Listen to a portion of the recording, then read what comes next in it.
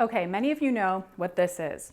You've seen them around, you've thought about buying one, or maybe you even have one. It's a battery grip for a DSLR camera, and the name pretty much tells you what it does.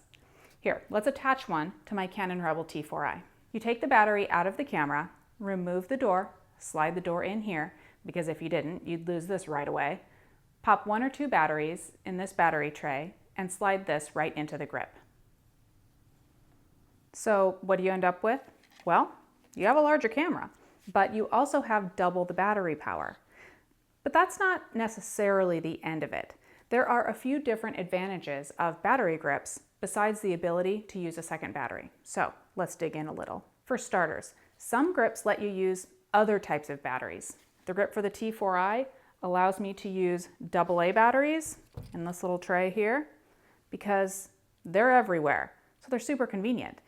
And if you're like me and use these Eneloop rechargeable batteries in just about everything, you may already have a deep roster of batteries handy.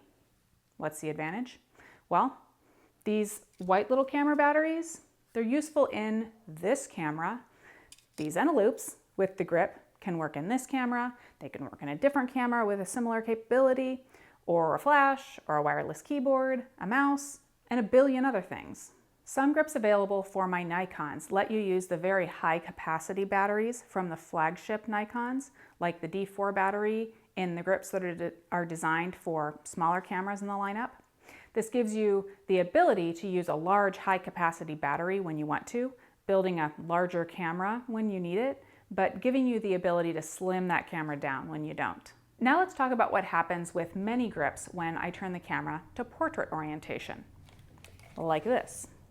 For this one, I can grip the camera without having to twist my arms around. This is helpful, especially when shooting vertical for the long haul. And now let's look closely at this grip. A vertical shutter and some extra camera controls duplicated here near the shutter button. Some less expensive grips might just be about the batteries, but the OEM grips and premium third-party grips often give you convenient controls for vertical shooting. It's comfortable to use the camera vertically this way, and the buttons that you're accustomed to using in landscape mode are right there for you in portrait mode too. I really like using grips in 2 situations. For one, when I have a shoe flash mounted on the camera, this can make the camera a bit top heavy. The grip just balances things out a bit. And second, whether shooting vertically or horizontally, if you're shooting with a larger heavy lens, the grip gives you quite a bit more material to hold on to when that heavy lens is trying to tip the front of the camera down. Okay, let's talk about 2 disadvantages of grips that come to mind. The first, as I just talked about, isn't always a disadvantage, but it's the size. A grip is a good way to turn a compact DSLR into something that's much less than compact. That's good if that's what you want or need for the situation, but if you want to travel light, maybe the grip is one of the first things that you'd want to take out of your bag. And second, the price.